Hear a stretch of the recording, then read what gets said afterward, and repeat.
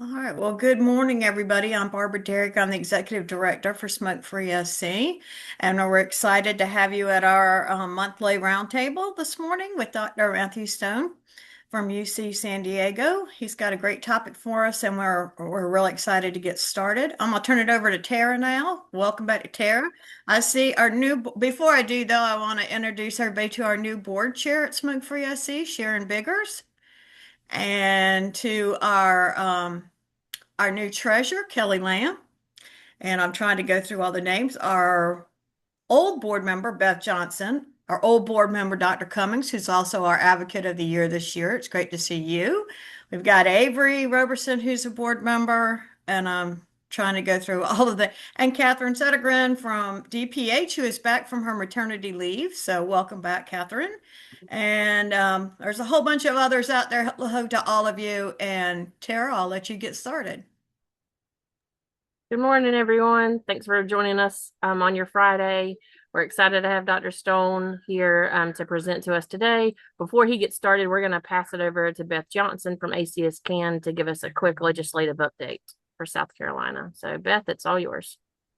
Hi, good morning, everyone. I apologize for being off camera. I am traveling a little bit this morning, but glad that I could join you and give somewhat a brief update of what's happening at the South Carolina General Assembly. Good news is the Budget Conference Committee came to an agreement this week, and so we are very hopeful that South Carolina will finally have a budget. We expect the General Assembly to come back in session probably within the next few weeks. I imagine it might be after our special election for Senator Graham's Senate seat. And hopefully we will not see many changes at all to what the conference committee has proposed, but both chambers will have the opportunity to review the budget once more. All this is important for us as tobacco prevention and control advocates because we have asked for the Joel settlement dollars that have been going into the general fund in South Carolina for the past 2 to 3 years. We have asked for that funding revenue, not funding revenue, that funding stream to go to the Department of Public Health Tobacco Prevention and Control Program, and specifically asking that those dollars are then put back out into the community for local projects and doing good work. So hopefully, fingers crossed, we will see. I think it will be close to $1.7 million in addition to the $5 million that's already in the state budget going to tobacco prevention and control. So I'll keep you posted on the budget update. It's going to be another crazy few weeks in South Carolina. If you're following any of the Senate race and all of the all the candidates who are throwing their name in the hat on the Republican side, I think we're up to maybe 5 candidates now who are running for the U.S. Senate seat by former Senator Graham and currently held by Senator Darlene Graham. So that's going to be interesting to watch. The special election is August the 11th, and our team is just kind of watching that to see how it all plays out and what that means for us at the federal level. ACS CAN, along with some pediatricians and other national partners and groups, are pursuing a lawsuit against the FDA because of some of the recent actions that FDA have taken with flavored e-cigarettes and products. I will put that press release for that case in the chat so everybody can see and read that. Just want to make you aware of it. I'm not sure what that's going to mean for us in South Carolina, but as always, we're playing defense. And so I imagine that next year, as the General Assembly gathers in January for the first of a 2-year session, we will see some bad tobacco bills come our way again, and we'll be playing defense on those. So quick update, not a whole lot to share, but still, it will be a good year for us if we can secure those Joel settlement dollars into tobacco prevention and control instead of just sitting into the general fund. So that's it for me, Tara. Thank you, Beth. We'll keep an eye out to see those updates. All right, so now we're going to pass it over to Dr. Matthew Stone and let him introduce himself and get started. So it's all yours. All right, let me go ahead and throw these up on the screen. Make sure you guys can hear and see me all right. Those coming through. Looks like it. Thumbs up. Yep. So now it's awesome. All right. Well, good morning, everyone, or good afternoon. Again, thank you for inviting me today. My name is Dr. Matthew Sohn. I'm an assistant professor here at UC San Diego in the Herbert Wertheim School of Public Health and Longevity Science. I've been doing sort of tobacco and cannabis control research for, oh geez, a little over the past decade now.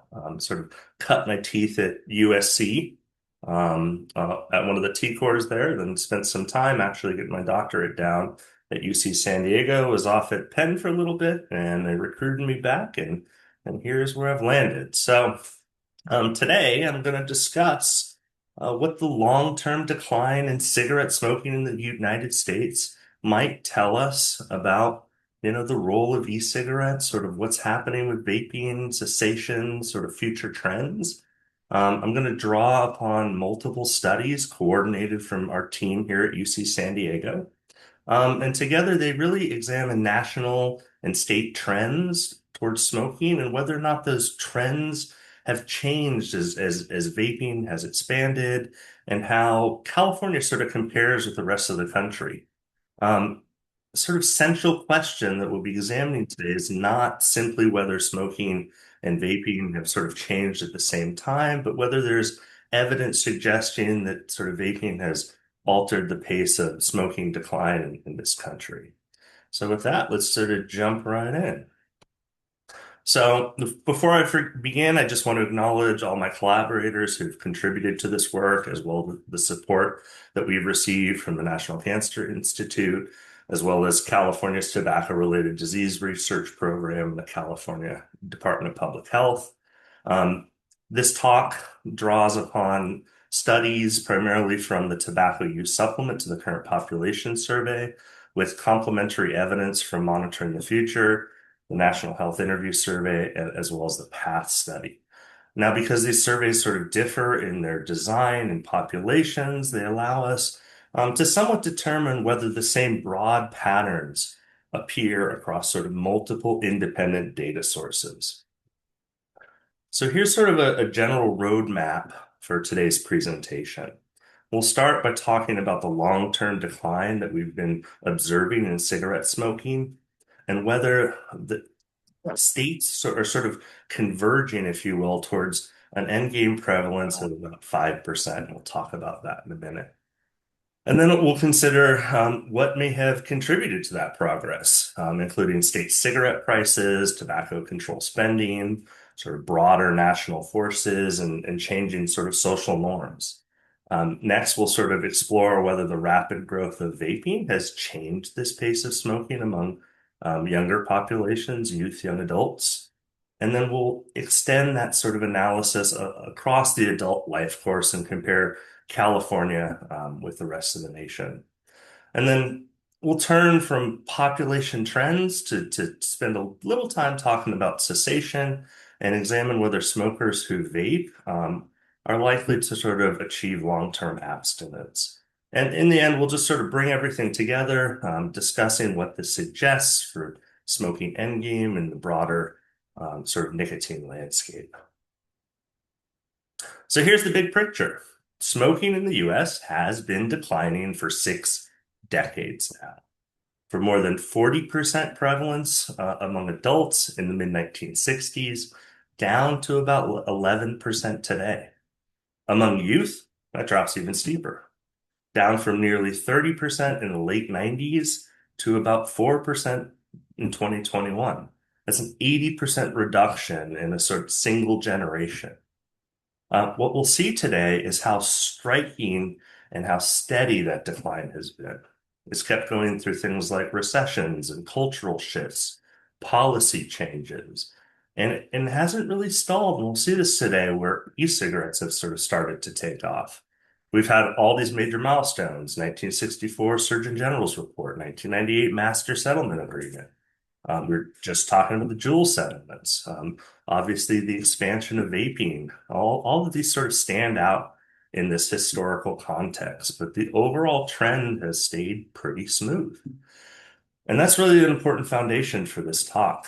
the US has been on a strong sort of downward path for many decades, well before e-cigarettes have entered the picture.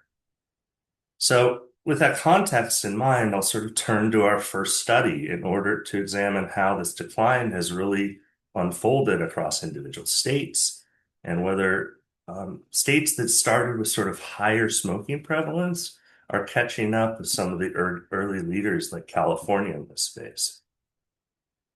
So, as I was saying, this first study examines whether US states are sort of converging towards adult smoking prevalence below 5% by 2035. We set this sort of 5% prevalence target as a sort of tobacco endgame benchmark by extending a trajectory sort of established through healthy people objectives. To do this, we use 18 waves of the tobacco use supplement, covering the periods from 1992 through 2022, to estimate sort of these long-term smoking trajectories, not just for the population, but for each state. Um, in addition, we group states into sort of tertiles based on their average smoking prevalence during the 90s, really from 92 to 2001. And we did this to allow us to compare the states that began that period with sort of relatively low or moderate or sort of high smoking prevalence. We then used two sort of established time series forecasting approaches, ARIMA and exponential smoothing, to then project out those trajectories through 2035. Using these sort of two approaches allowed us to assess whether there was a general sort of conclusions or that were dependent on sort of a single forecast method. As with any forecast, the exact projected values are uncertain, so we primarily focus on the overall trajectory and sort of interpret those estimates alongside that level of uncertainty. But generally, the central question is whether the states that started with high smoking prevalence were sort of closing the gap with states that began lower, and whether progress was occurring and has been occurring consistently across different populations. And so these figures really bring together the state level story. Each map shows cigarette smoking prevalence across all 50 states from that 92 to 2022 period. And you can see how the map sort of shifts over time, moving from sort of deeper purples and reds in the early 90s with high prevalence rates in the 35 to 40% to lighter oranges and yellows by 2022. Sort of a clear visual of the national decline. But you can see it's not been even. Right? California and a few early adopters of tobacco control started lighter, sort of even in 92, reflecting sort of early impact of these well-funded tobacco control programs. But we can see that over the decades, other states have begun to catch up and showing that this progress is spreading across the country. By 2022, most of the US, as you can see, is in that lower prevalence range, which tells us that that endgame target of about 5% is not just necessarily a distant goal. It's on the horizon and here for many states. Now, we did an analysis that sort of confirms that descriptive pattern I was talking about just here a second ago. It's not just limited to a few states. Again, we sort of grouped states together by tertiles during this early period. But as you can see, the estimated long-term trend in adult smoking prevalence is down in nearly every state. More importantly, states that begun this period with high prevalence have generally experienced a larger absolute decline than states that began with lower prevalence. As a result, the gap between states is narrowing over time. And this is really central to this evidence of convergence.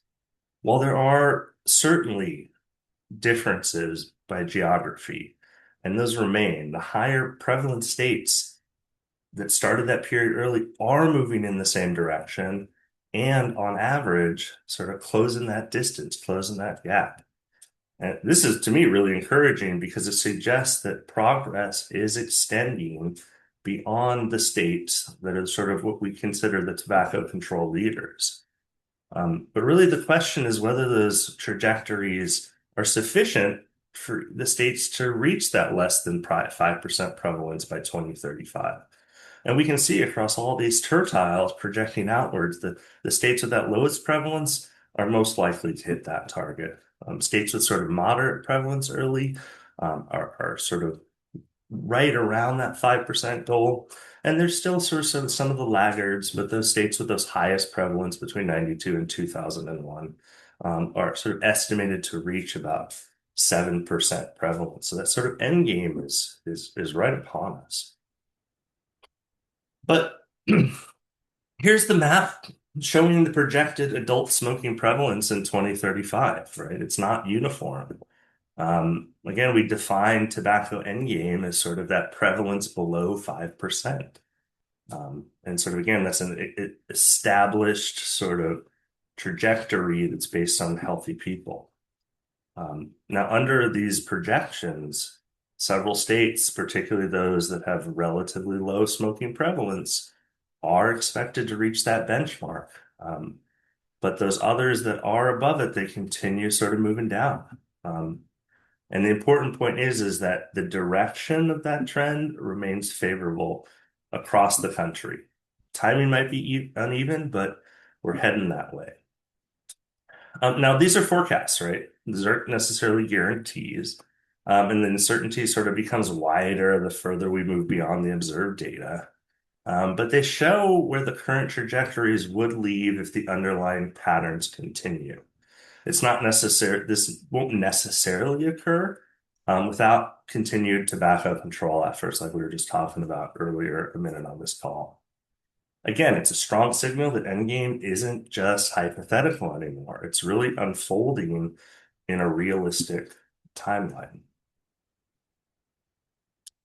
But when we take a closer look at how these trends have sort of played out over time regionally, we see that the states that adopted comprehensive tobacco control programs early, places like California, Massachusetts, New York, these are the states that are sort of highlighted in green, continue to lead. And we can see, their early prevalence, but with also the lowest smoking rates in the country, right? We see that continuing to move forward in 2022. So again, the data in green is above sort of the national average on average. Now, what's more encouraging, though, is that those high prevalence states, particularly in the South and Midwest, like here, and so excuse me, are closing the gap, right? The steeper downward trajectories show that consistent policy investment works, even if it sort of comes later. The western, northern states are sort of, on average, setting a pace towards that endgame target. But the real story is now in these regions that sort of had started from behind. And again, we can see steady, measurable improvement, even if they're sort of a few years from catching up. So again, the big picture is one of convergence. It's not necessarily complete convergence, but it's clearly moving in this direction. And that we believe that convergence isn't random. We do think it is partly policy driven. We'll look at that here in a minute. States that maintain funding, right, enforce smoke-free laws and have kept taxes high. Well, we're seeing the sort of fastest declines in those states. But again, the playbook for reaching the end game is pretty clear. So sustained policy investment and intensity equals generally faster decline. But we did also want to understand if these changes differed by key socio-demographic differences. And so I know this table's a lot, but it looks at how cigarette smoking prevalence changed from the early 2000s to 2022 across socio-demographic groups. And we compared the lowest prevalent states, those are the ones in that first tertile, with the highest prevalent states, those in that third tertile. And the main point here is that both tertiles again saw large declines, and the patterns did differ by age, right? So among the 18 to 24-year-old populations, declines were generally sort of substantial everywhere, but especially steep in the high prevalence states, that third tertile. We saw a drop of over 21 percentage points in that group compared to the 16 points in the sort of early lower prevalent states, that first tertile. However, when we look at older adults, particularly those who are 50 and above, the pattern sort of flips around. So declines are actually slower in those early high prevalence states by about 2.3 percentage points compared to about 4.7 in that first tertile. But what's really encouraging is those other characteristics, sex, race, ethnicity, education. We did not see any significant differences in how fast smoking declined between these tertiles. So again, the takeaway is that convergence in smoking rates is broadly consistent across demographic groups, with the exception of age, such as the youngest and oldest, showing these opposite patterns. Faster convergence among young adults in those states that sort of started off with much higher prevalence, and sort of a slowing down among older adults in that same group.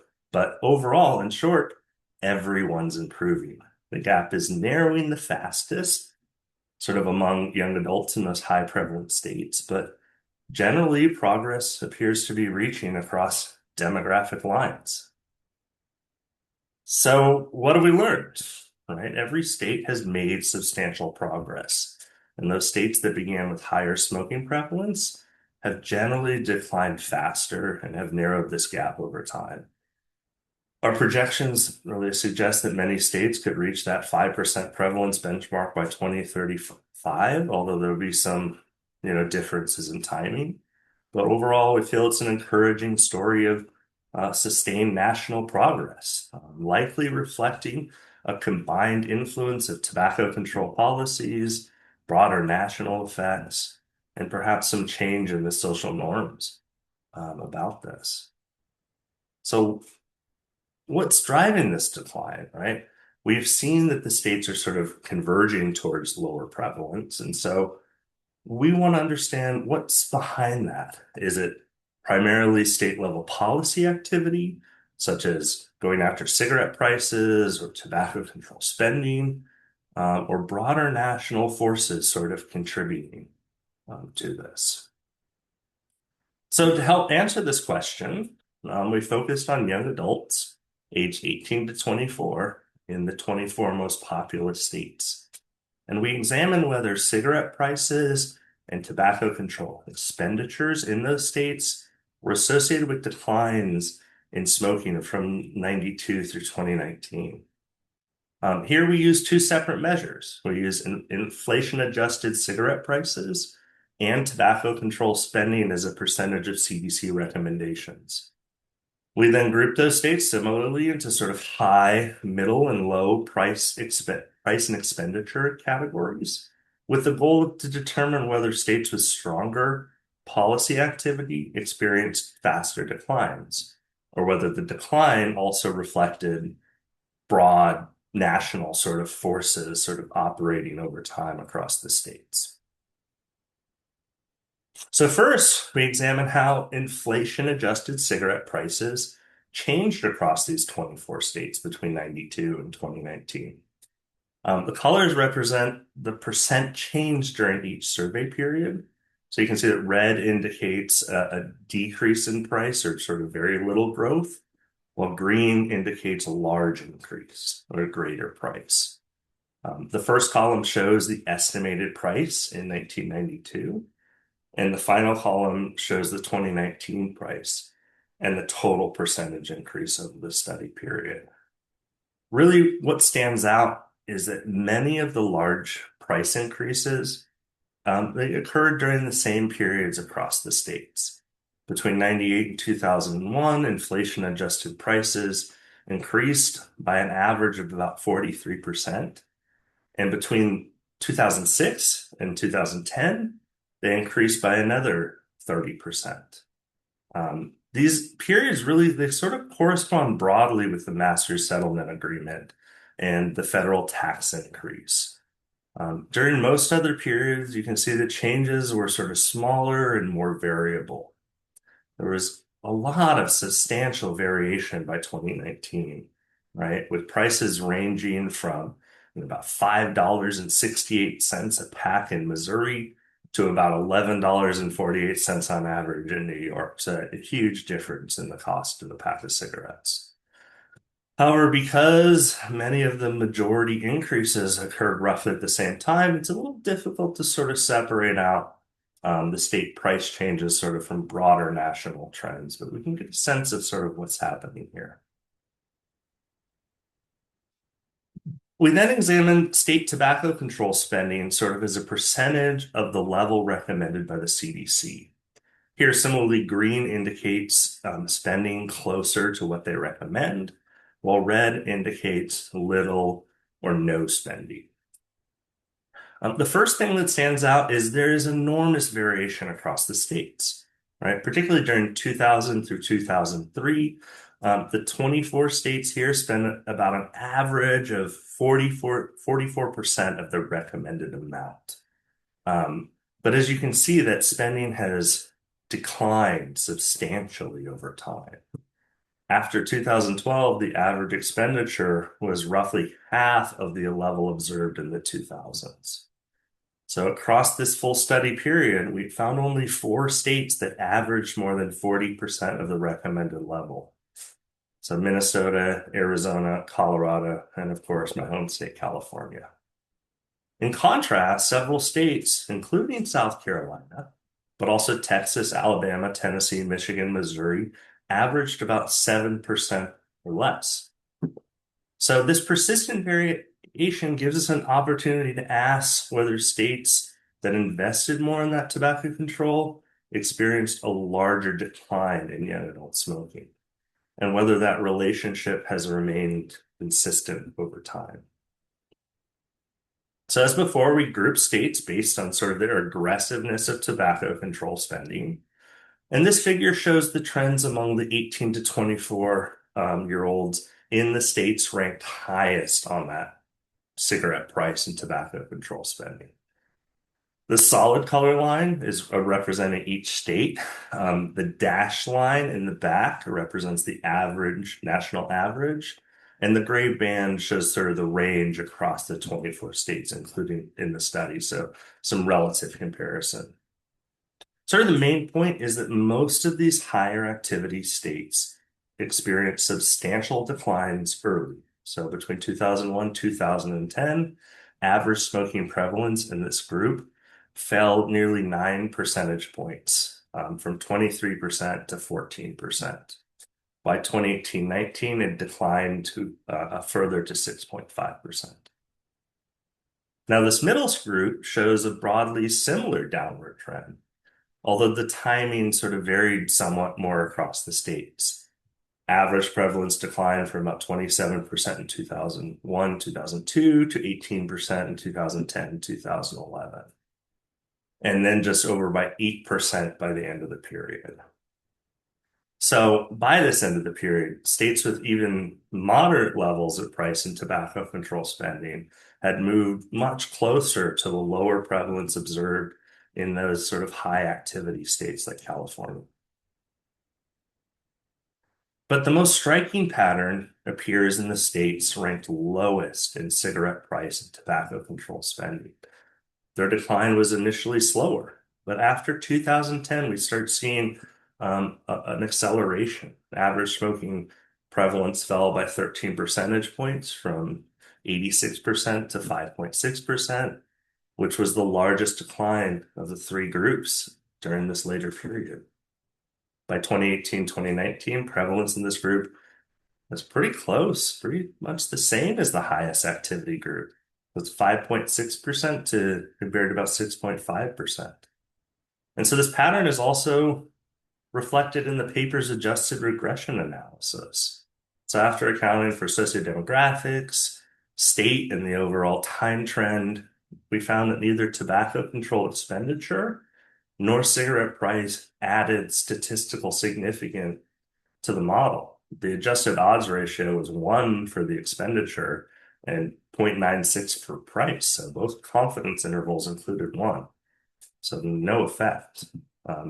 In contrast, we saw time had a very strong association.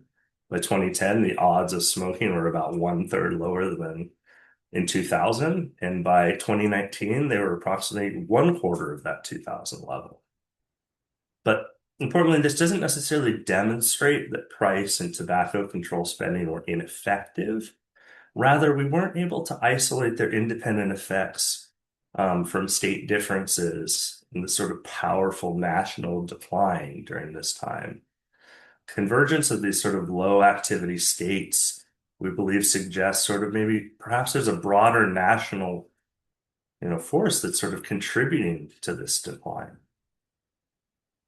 And so, as our previous study suggested, cigarette prices and tobacco control spending couldn't fully explain the broad national decline. Recently, one possibility is that tobacco control efforts have sort of started to change the social acceptability of smoking across the country.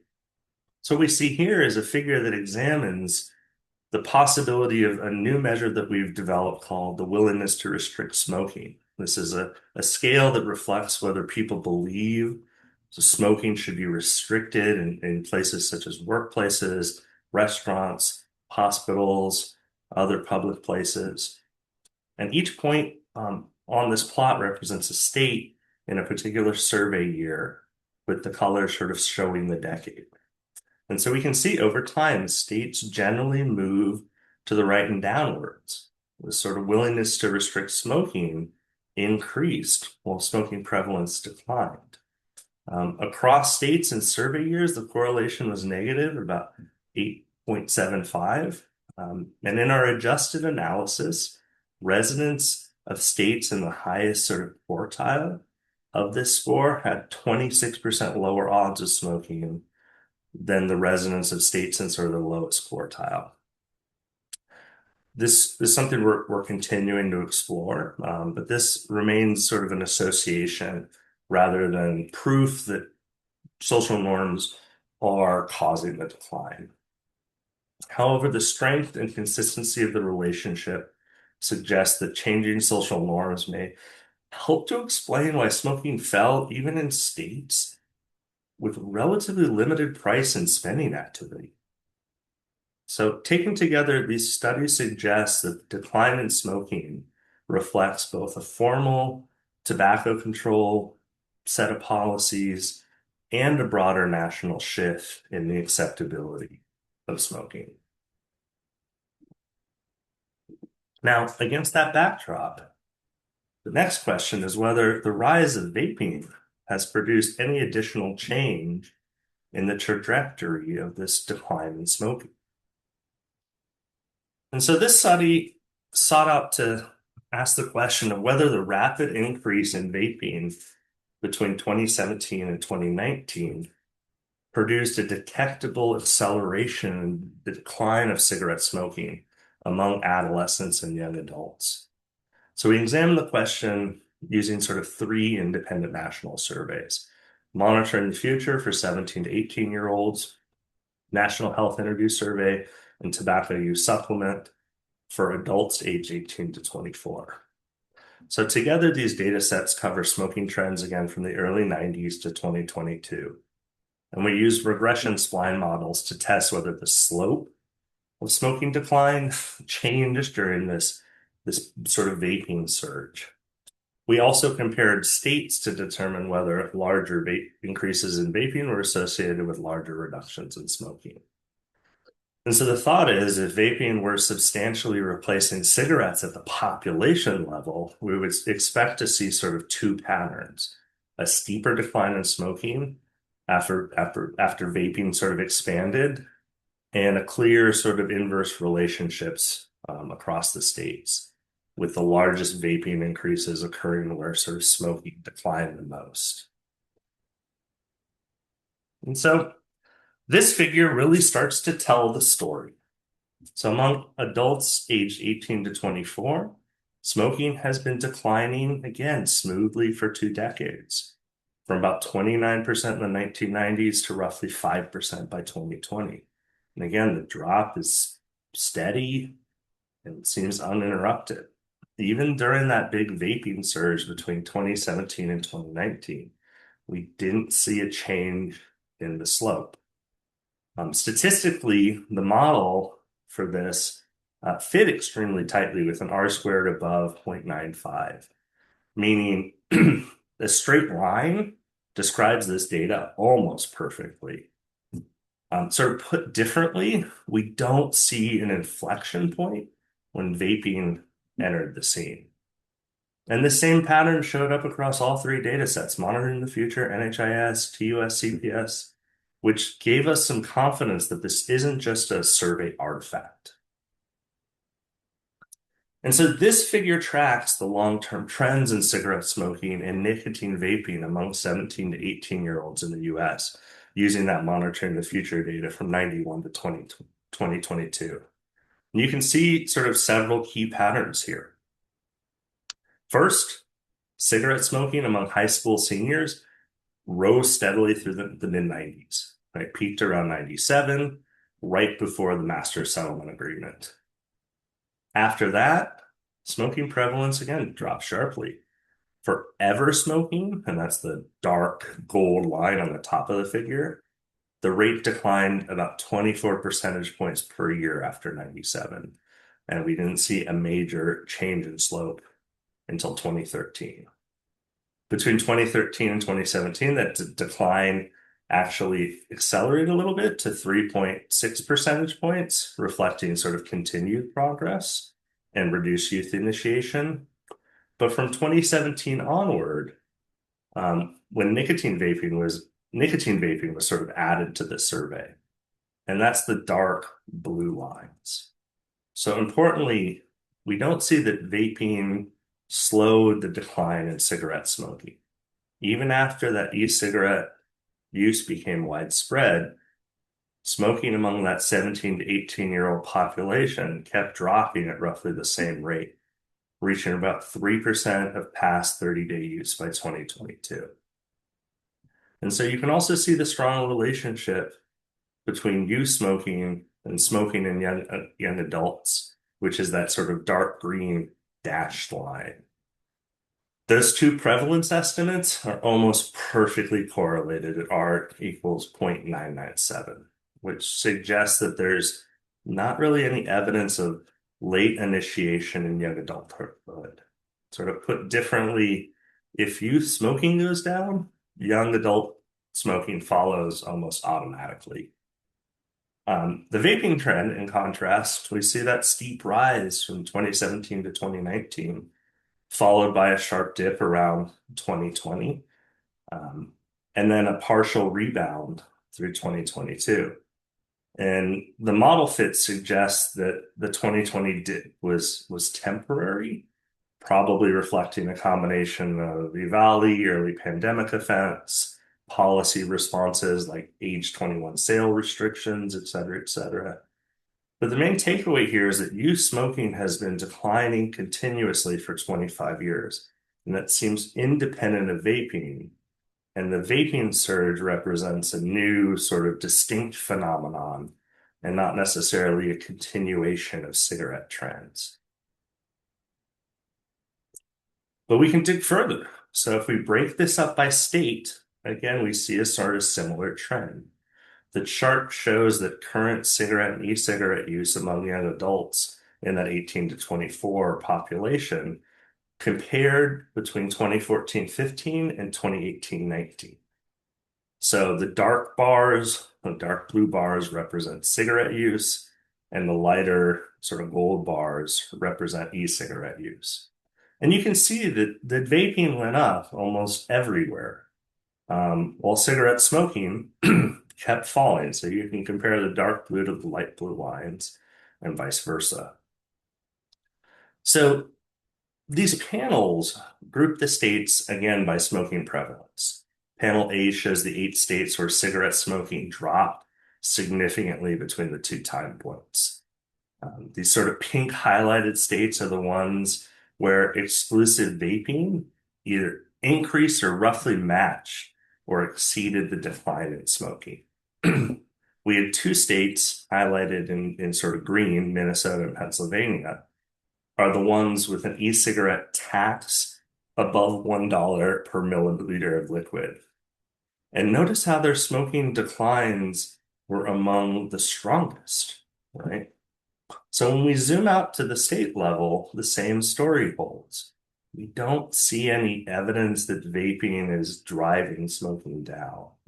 If vaping were replacing cigarettes, we'd expect that states with bigger increases in vaping to show the largest drops in smoking. But we found the correlation between these two is only about 0.1, which is basically no relationship. But even more telling is the states with higher e-cigarette taxes, where vaping sort of grew less, actually saw faster declines in smoking, which somewhat flips that substitution argument. So the takeaway is that traditional tobacco control policies, not necessarily vaping, appear to be the primary driver of smoking decline among this young adult population. Now, this table shows how smoking has changed across demographic groups, right, for roughly two decades. And you can see that smoking, again, declined dramatically from about 1 in 4 young adults to fewer than 1 in 10. Men and people without college education started higher and sort of stayed higher, but every group has moved downward together. Even after nearly 2 decades, those same disparities remain, but at much lower and sort of absolute levels. But here's the mirror image of that previous table. Same age range, but now we're looking at vaping. Every group saw increases, but the biggest jumps came from young men and non-Hispanic whites. Education made less of a difference, suggesting that vaping cuts across social lines a bit more evenly. What's important here is that this vaping surge came from a new set of users, potentially, people who may not likely have been smokers. And so that's why we think we see parallel trends rather than substitution between these two behaviors. So, so far we've seen very little evidence to suggest that the rise in vaping has accelerated the decline in smoking among youth and young adults. But vaping uptake, cigarette dependence, opportunities for product substitution differ considerably by age. California, we think provides an important comparison because it's maintained sort of lower smoking prevalence and has adopted strong policies that address both cigarettes and e-cigarettes. So our next study therefore asks whether the same patterns holds across the full adult population and whether the relationship between smoking and vaping look different in California than the national average. So as we've been discussing, we've seen an explosion sort of in e-cigarette sales in the US. Over the past decade, especially around the beginning in 2017, we really saw this take off. Now, a lot of public health leaders have debated whether this represents a harm reduction opportunity. And that is, if people are replacing cigarettes with e-cigarettes, or if we're seeing a sort of a new public health problem through sort of nicotine re-addiction and sort of youth uptake. So our question we thought was simple, but pretty fundamental. Has a rise in e-cigarette use, again, has it just accelerated the decline in cigarette smoking? And has this played out differently in California, a state really that's been a leader in tobacco control and anti-vaping policy? So again, we use data from TUS CPS.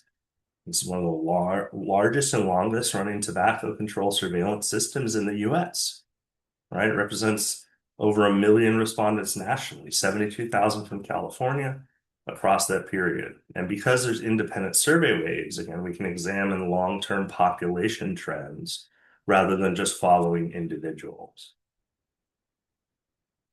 And so we focused on 3 key outcomes. We looked at cigarette smoking prevalence, e-cigarette vaping prevalence, and sort of any tobacco use. with the latter capturing sort of both substitution and dual use behavior. We accounted for key demographics, age, sex, race, ethnicity, education, to sort of ensure that we were comparing similar groups over time. And analytically, we use spline regression models, sort of with a knot at 2014, which is the sort of the first year e-cigarette use was measured into US CPS, to test whether there was a change in the slope of cigarette smoking and overall tobacco use. And these models let us sort of detect whether the decline accelerated or slowed after e-cigarettes entered the market.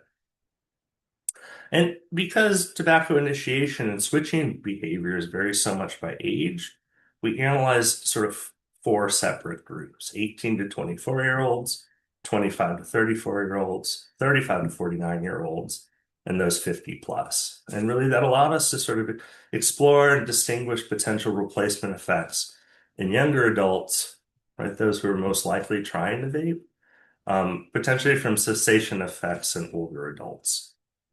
So in short, this data spans 25 years, over 1 million respondents, and captures both the full sort of arc of cigarette decline and e-cigarette use. So as we've seen, right, this first figure shows how total tobacco use among 18 to 24-year-olds has evolved since the late 1990s. Both nationally and California, the trend is sharp and downward. It's a 2/3 reduction in overall use. After 2014, we see the blue sort of e-cigarette segments appear. The dark blue is just exclusive e-cigarette use, while the lighter blue is dual use, and the gray is sort of total tobacco use. But again, sharp decline, a 2/3 reduction in use overall. And again, we see these e-cigarette segments appear, but they sort of start relatively small in California. We see dual use sort of peak briefly, but then start leveling off, suggesting that vaping hasn't necessarily stalled progress. Smoking kept dropping at a roughly the same pace. So by 2023, most young adults are nicotine free. Among those who still use, vaping is really replaced smoking as the dominant product. Among adults in their late 20s and 30s, we see a sort of similar downward trend in smoking, but vaping is playing a smaller role. Cigarettes are still the main driver of tobacco use in this group, though their prevalence has dropped more than half by the late 90s. Vaping picks up a bit after 2014, but not enough to necessarily change that overall downward slope. California stays consistently below the national average, again, reflecting stronger policies and sort of lower uptake among young adults who's sort of already aged out of that peak vaping wave. But this figure helps illustrate the vaping phenomenon is very cohort specific. It's strongest among the young adults, and we start seeing it much weaker beyond that. Now, for the adults aged 35 to 49, we're looking at the long tail of the tobacco epidemic. Smoking keeps falling, and there's not really anyone in this group who we see adopting or switching to e-cigarettes. Those blue bars, they're visible, but they're not very large. Smoking keeps falling, and no one, again, is necessarily switching. And this is true in U.S. and California, right? Suggesting that older adults are perhaps quitting nicotine altogether and not necessarily transitioning to vaping. It's just another way of seeing how the nicotine market is really fragmented. Young adults are adopting e-cigarettes, older adults are largely abstaining, and smoking is continuing to decline steadily across the country. So together, these three figures tell a consistent story, right? Smoking down, vaping up modestly, total nicotine use is still trending downward, especially here in California. So if vaping did not necessarily accelerate the population level decline in smoking, Does it help to improve long-term quitting amongst individual smokers? And so far the evidence has largely focused on population trends, right, across multiple data sets, age groups, et cetera. We haven't really found evidence that the rise in vaping has sort of accelerated the decline in smoking. However, population trends don't always fully answer, and a sort of a different and important question has also sort of emerged. And so that's whether individual smokers who vape are more likely to quit successfully. So to examine that question, I'll turn to two longitudinal path studies. The first focuses on smokers who used e-cigarettes during a quit attempt, and the second examines whether daily or non-daily vaping predicted long-term cessation over 4 years, again, in the population. So let me just briefly describe these two studies, and just in the interest of time. Both use longitudinal data from the nationally represented path study, but they examined somewhat different questions. So the first study really focused on smokers who had recently tried to quit, and then compared people who used e-cigarettes during their quit attempt with similar people who either didn't use an e-cigarette or used nicotine replacement therapy or a pharmaceutical aid. So sort of an FDA-approved cessation product.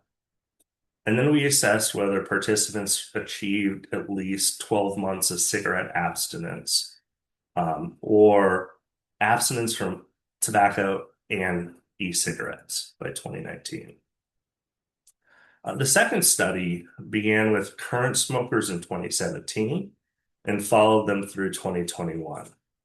And instead of asking what product was used during a specific quit attempt, we compared smokers who vape daily, who vape non-daily, or who did not vape. And their outcomes were at least 12 months of cigarette abstinence and abstinence from both cigarettes and e-cigarettes. Because people who vape differ from those who do not, both studies use matching and statistical adjustment to make the comparison groups as similar as possible on factors related to quitting. And so these figures show the adjusted differences in long-term abstinence between smokers who use e-cigarettes comparable to smokers who did not. Values to the left of 0 indicate lower cessation among those who vaped. And in that first study shown on the left, smokers who used e-cigarettes during a quit attempt had a 7.7 percentage point lower rate of at least 12 months cigarette abstinence compared to those who did not use e-cigarettes. Compared with smokers who used nicotine replacement therapy or pharmaceutical aids, their abstinence rate was about 7.3 percentage points lower. And this pattern was nearly identical when the outcome required abstinence from all tobacco and e-cigarettes. Sort of the second study shown on the right followed current smokers for 4 years and separated daily from non-daily vaping. Daily vaping was not associated with a statistically significant difference in cigarette cessation, while non-daily vaping was associated with a 5 percentage point reduction. When the outcome really required abstinence from both cigarettes and e-cigarettes, daily vaping was associated with a 15-point reduction and non-daily vaping with a 7-point reduction. So sort of taken together, these studies didn't find evidence to support that vaping improved long-term cessation in the U.S. population, sort of after accounting for important differences between smokers who did and didn't vape. Because both of these studies are observational, they can't really establish if e-cigarettes will never help an individual smoker quit. But what we're seeing is they don't show a population cessation advantage, at least not yet. So where does this leave us?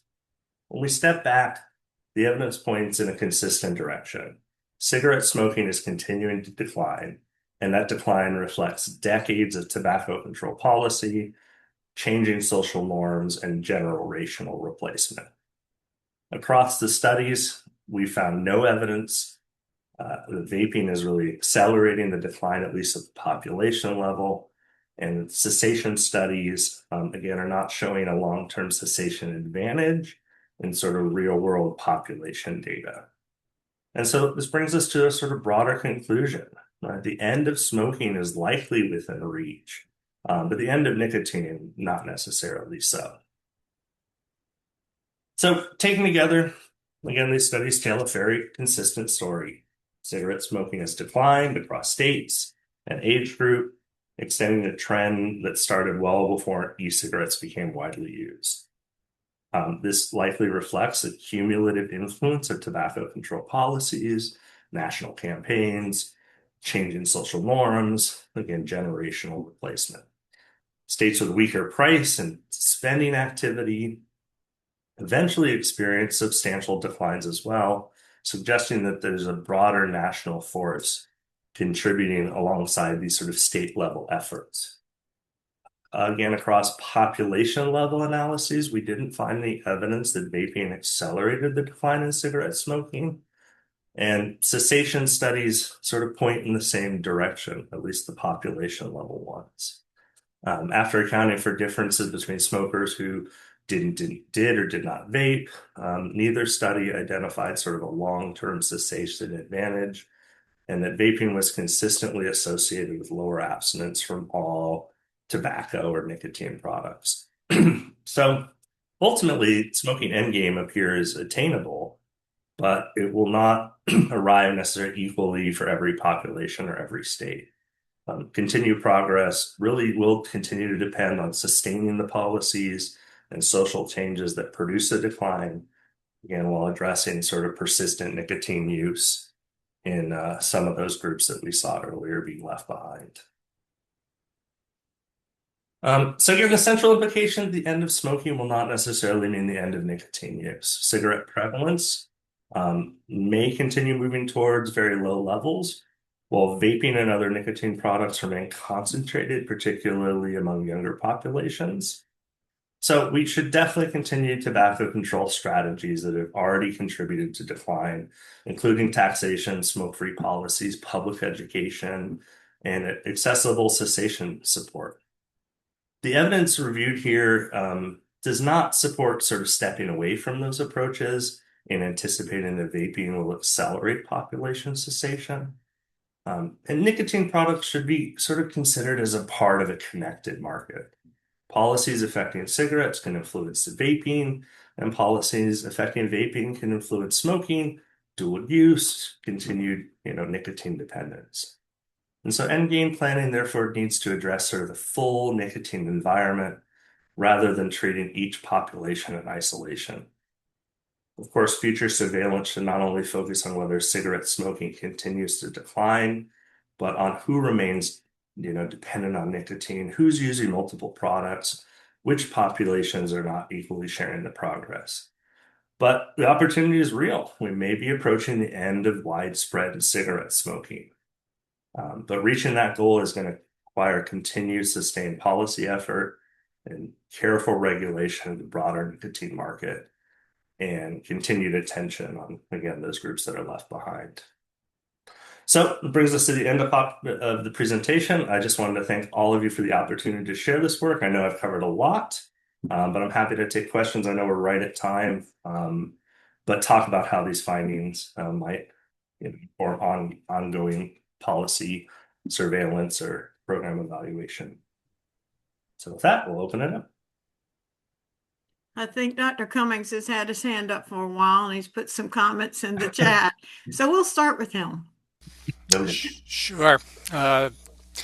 Matt, good to hear your paper. I've followed it closely. It's not consistent with some of the other findings that are coming out, looking at using NHIS data. Now, of course, NHIS is national data, doesn't break it down by states, but we are seeing an accelerated decline in vaping or decline in cigarette use among 18 to 24-year-olds. Actually, it also includes accelerated declines really up to age 34 um, in more recent times with the introduction of vaping. So it seems very clear that vaping is replacing cigarette use among younger adults and even peaking into middle-aged adults as we see. Um, I don't agree with your path analysis. There's a raft of studies, as you're familiar with, uh, doing path analyses using path data that show a benefit for vaping and smoking cessation, particularly in smokers who are not planning to quit.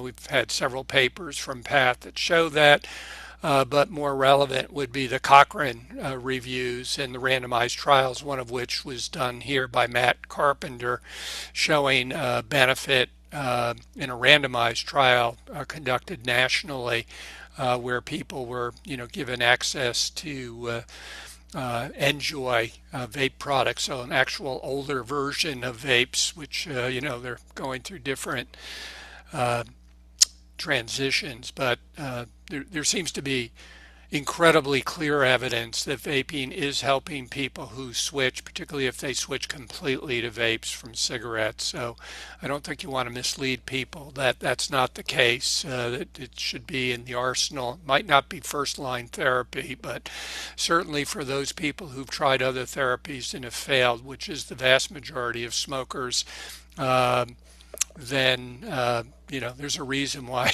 the number one quit aid today is vaping among adults.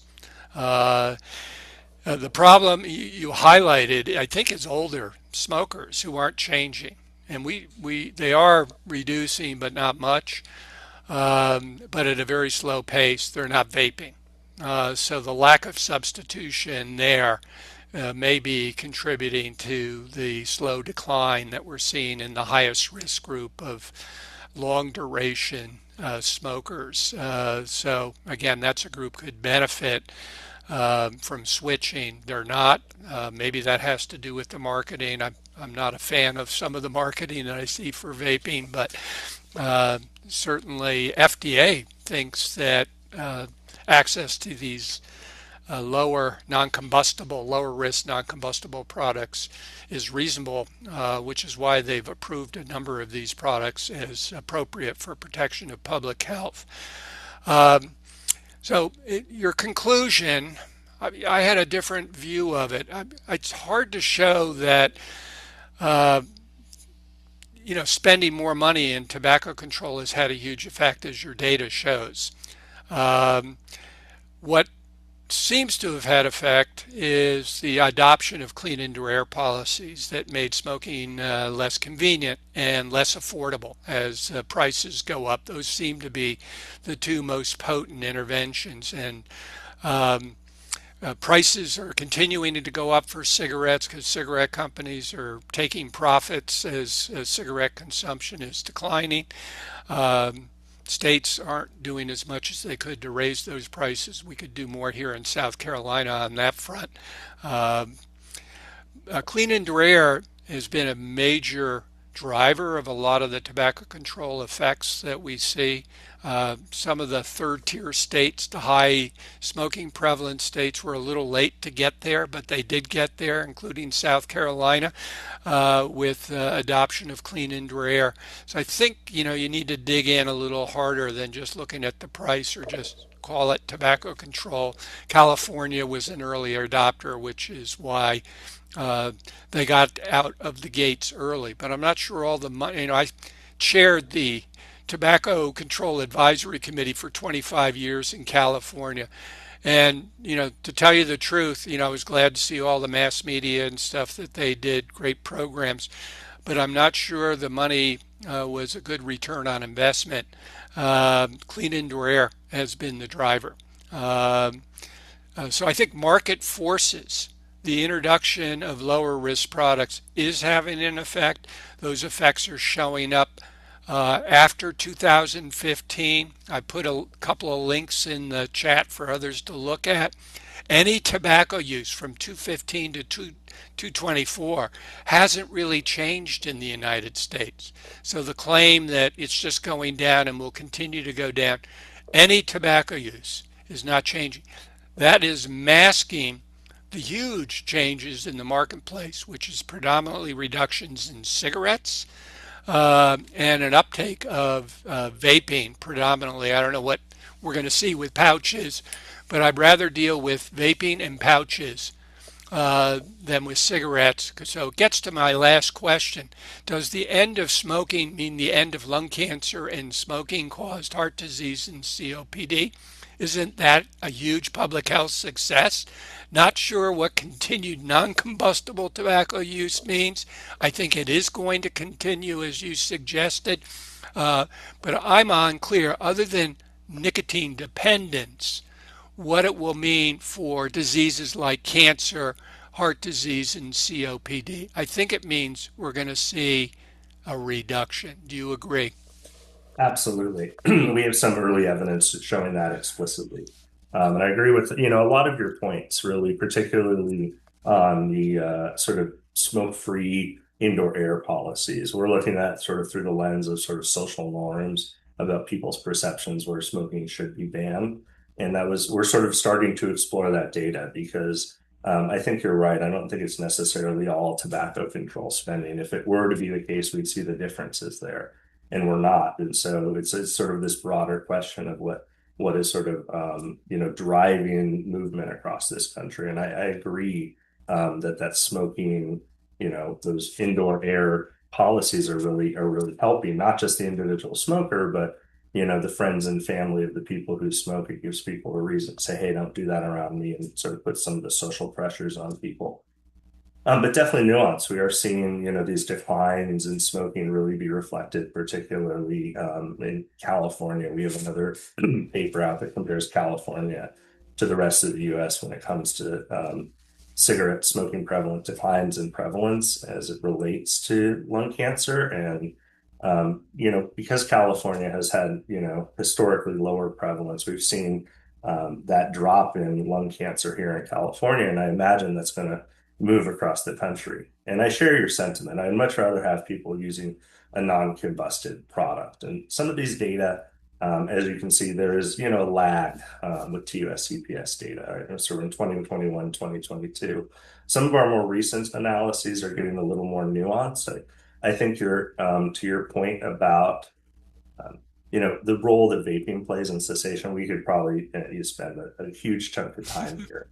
And there's a lot of data, and to me, it's the evidence isn't exactly clear. With these studies, we really tried to focus on that, propensity score match about what's happening with people who are using these products to try to quit. And I think the ultimate takeaway is more, there's continued nicotine dependence, right? And nicotine dependence is the sort of crux of that. And so keeping people, using these products is, to me at least, potentially, problematic because we're not necessarily seeing exclusive use. We're seeing a lot of dual use and switching, but the data it's nuanced, and you know this, and a lot of it is the different patterns in adults versus young adults. We're not seeing the movement in adults, but we're definitely starting to see some early evidence in some of the work we're doing right now, where we're starting to see signals that e-cigarettes may be helpful for cessation, but that work is very early. So at least leading up to this, we're not seeing the huge population level shift. And that's not to say it's not necessarily going to be there, but at least in the data and the analysis we've been exploring, we're not seeing strong evidence there. But I do think at the end of the day, I'd much rather have somebody vaping or using a nicotine pouch than smoking, right? It's harm reduction at the end of the day. Yeah, And so, the products have changed yeah, dramatically since they started to appear. Um, and we do see, both from path analysis, I think Karen Kazan has published a paper there on that subject that showed that the cessation rate started to change on a population-wide basis as better delivery systems came in, as you would expect. If it was a yeah, better system for delivering nicotine, it's a better replacement product.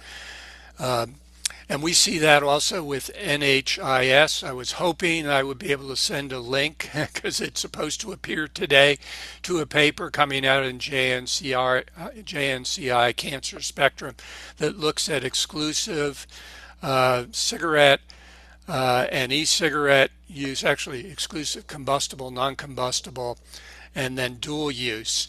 A dual use has actually surprised us when you looked at NHIS data. It's remained stable. And the things that are really shifting are the exclusive use of cigarettes going down and exclusive use of e-cigarettes going up, predominantly in the younger adult population, um, and which anyway, you might want to take a look at that.